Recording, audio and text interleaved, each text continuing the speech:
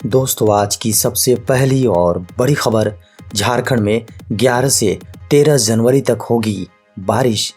झारखंड के लगभग सभी जिलों में मंगलवार से गुरुवार को मध्यम दर्जे की बारिश होगी। इस दौरान कुछ इलाकों में वज्रपात और ओलावृष्टि की भी संभावना है। झारखंड में साइक्लोनिक सर्कुलेशन के प्रभाव से मौसम में आए बदलाव के बीच सोमवार और मंगलवार को उत्तर पश्चिमी एवं मध्य भाग के डाल्टनगंज, गढ़वा, लातेहार, लोहरदगा, गुमला, सिमडेगा, रांची, खूंटी, चतरा, रामगढ़ और हजारीबाग में कुछ इलाकों पर हल्की बारिश के बीच ओलावृष्टि को लेकर ऑरेंज अलर्ट जारी किया गया है। दोस्तों, बड़ी खबर है। सिमडेगा मॉब लिंचिंग मामले में सीबीआई से जांच कराने की अपील। विधायक दल के नेता बाबूलाल मरांडी के नेतृत्व में एक प्रतिनिधिमंडल ने राजभवन पहुंचकर राज्यपाल से मुलाकात की। भाजपा ने राज्यपाल से मामले की सीबीआई जांच कराने के साथ पीड़ित परिवार को 10 लाख रुपए मुआवजा और परिवार को सुरक्षा देने की मांग को लेकर ज्ञापन सौंपा। बड़ी खबर है। झारखंड के सरकारी विद्यालयों में जल्द शुरू होंगी ऑनलाइन कक्षाएं। झारखंड के सरकारी विद्यालयों के छात्र छात्राओं के लिए फिर से ऑनलाइन क्लासेस शुरू होंगी। ऑनलाइन कक्षा 6ठी से 12वीं तक के लिए चलेगी, लेकिन मैट्रिक और इंटरमीडिएट के छात्रों के छात्र छात्राओं के लिए स्पेशल रूप से ऑनलाइन कक्षाएं चलेंगी। झारखंड में 5 अगस्त 2021 से 9वीं से 12वीं की ऑफलाइन क्लास शुरू हुई थी, जबकि 24 सितंबर से 6ठी से 8वीं की स्कूलों में ऑफलाइन पढ़ाई शुरू की गई थी। इस दौरान इन कक्षाओं के लिए पूर्व में चल रही ऑनलाइन क्लास बंद कर दी गई थी। झारखंड में 24 घंटे में मिले कोरोना के 3,444 नए मामले। झारखंड में पिछले 24 घंटे में कोरोना से 6 लोगों की मौत हुई है। वहीं इस दौरान 3,444 नए मामले मिले हैं। मृतकों में 4 पूर्वी सिंहभूम, 1 गोड्डा और 1 कोडरमा के थे। रविवार को सबसे अधिक 1143 मरीज राजधानी रांची में मिले। वहीं पूर्वी सिंहभूम में 542 और रामगढ़ में 232 मरीजों की पहचान हुई। झारखंड के 8 जिलों में मरीजों की संख्या 100 से अधिक रही, जबकि 4 जिले ऐसे हैं जहां 20 से कम मरीज मिले हैं। इसके साथ ही 11 जिलों में 100 से अधिक मरीज मिले हैं, जबकि एकमात्र जिले लातेहार में 10 से कम संक्रमित मरीज मिले हैं। पिकनिक मनाकर घर लौट रहे युवकों की सड़क दुर्घटना में मौत। बोकारो रामगढ़ मेन रोड पर पेटरवाड़ थाना क्षेत्र के लुकैया मस्जिद के समीप रविवार देर रात लगभग 11 बजे अनियंत्रित ट्रक ने कई युवकों को रौंद डाला। इससे 3 युवकों की मौत घटना स्थल पर ही हो गई। एक और घायल ने हॉस्पिटल में दम तोड़ दिया। बताया जा रहा है कि ट्रक ने सड़क के किनारे खड़े 2 ऑटो को भी रौंद डाला, जिसमें लगभग 10 लोगों के घायल होने की खबर है। सभी घायलों को पेटरवार सामुदायिक स्वास्थ्य केंद्र में तुरंत भर्ती कराया गया। खबरों की माने तो एक और घायल की मौत हो गई। आक्रोशित लोगों ने मुआवजे सहित ट्रक चालक को गिरफ्तार करने की मांग को लेकर देर रात हाईवे को जाम कर दिया। बड़ी खबर है। हड़ताल के कारण 2 दिन ठप रहेंगे बैंक के कार्य। सार्वजनिक क्षेत्र के बैंकों के निजीकरण के विरोध में देश भर के बैंक फिर हड़ताल पर जाएंगे। अखिल भारतीय बैंक कर्मचारी संघ की केंद्रीय कमेटी ने इस हड़ताल में शामिल होने का फैसला लिया है। देश के सरकारी बैंक के कर्मचारी 23 और 24 फरवरी को 2 दिन की बैंक हड़ताल करेंगे। बैंकों के निजीकरण के विरोध में ये हड़ताल किया जा रहा है। बताया जा रहा है कि प्राइवेट बैंक भी बंद रहेंगे। वित्त मंत्री निर्मला सीतारमण ने 1 फरवरी 2021 को पेश किए अपने बजट में 2 बैंकों के निजीकरण का ऐलान किया था, जिसके बाद सरकार ने इसकी तैयारी भी शुरू कर दी है। राज्य ने केंद्र को भेजा 3200 किलोमीटर रोड बनाने का प्रस्ताव। झारखंड सरकार ने प्रधानमंत्री ग्रामीण सड़क योजना फेज 3 के लिए 3200 किलोमीटर सड़क निर्माण के लिए प्रस्ताव केंद्र को भेज दिया है। Jharkhand state rural road development authority ने संशोधित डीपीआर केंद्र को दिया है। पीएमजीएसवाई फेज 3 से झारखंड के लिए इस वित्तीय वर्ष में 4125 किलोमीटर सड़क का आवंटन किया गया है। इसी को लेकर झारखंड को डीपीआर तैयार करके भेजना था। केंद्र सरकार ने इसी के तहत अक्टूबर महीने में झारखंड के लिए 979 किलोमीटर सड़क की निर्माण की स्वीकृति दी है। बताया जा रहा है कि इसमें लगभग 660 करोड़ रुपए का खर्च होने की संभावना है। इसमें 378 करोड़ रुपए केंद्र सरकार और 252 करोड़ की राशि राज्य सरकार खर्च करेगी।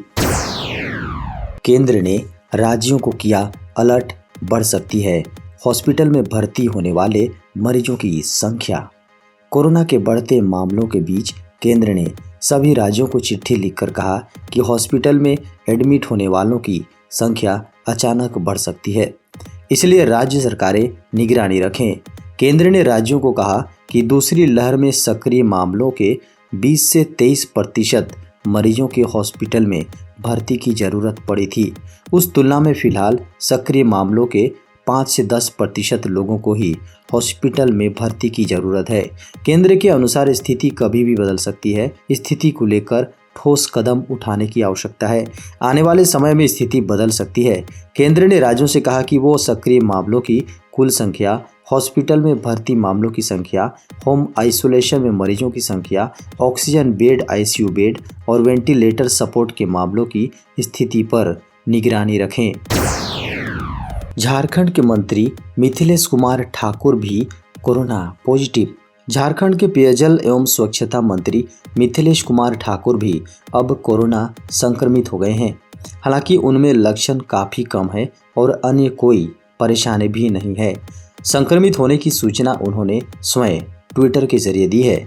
फिलहाल उन्होंने स्वयं को आइसोलेट कर लिया है। बता दें कि मुख्यमंत्री हाउस में भी कोरोना की एंट्री हो चुकी है। सीएम हेमंत सोरेन की पत्नी कल्पना सोरेन और उनके दोनों बच्चों के अलावा कई स्टाफ भी संक्रमित हो चुके हैं। स्वास्थ्य मंत्री बन्ना गुप्ता भी कोरोना संक्रमित होने के बाद जमशेदपुर स्थित आवास पर क्वारंटाइन में है। केंद्र जल्द ही मांगेगी आधार जानकारी को साझा करने की इजाज़त। केंद्र सरकार जल्द ही आपको एक ईमेल, एसएमएस के जरिए से एक फॉर्म भेजेगी या फिर वेबसाइट पर इसे ऑनलाइन एक्सेस करने के लिए कहेगी। दरअसल इसके जरिए सरकार आपसे आपके आधार के ब्यौरे को साझा करने की अनुमति मांगेगी, ताकि भविष्य की सभी सरकारी योजनाओं का लाभ मिलने के साथ ही आधार से जुड़े डेटाबेस का निर्माण हो सके। UIDAI द्वारा जारी एक आदेश में कहा गया है कि भारतीय विशिष्ट पहचान प्राधिकरण को विभिन्न सरकारी मंत्रालयों और विभागों से भविष्य की योजनाओं के लिए आधार से संबंधित डेटा के उपयोग के संबंध में निर्देश प्रदान करने का अनुरोध प्राप्त हुआ है। कई मंत्रालय पहले से ही संबंधित जन कल्याणकारी योजनाओं के कार्यान्वयन के दौरान इस तरह के डेटा एकत्र करते हैं। बीएसएफ में कांस्टेबल के पदों पर निकली बम्पर भर्ती। भारतीय सेना के सीमा सुरक्षा बल यानी बीएसएफ ने कांस्टेबल ट्रेड्समैन पदों के लिए भर्ती प्रक्रिया की घोषणा की है।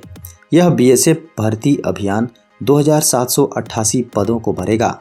इच्छुक उम्मीदवार बीएसएफ की आधिकारिक वेबसाइट rectt.bsf.gov.in के माध्यम से आवेदन कर सकते हैं।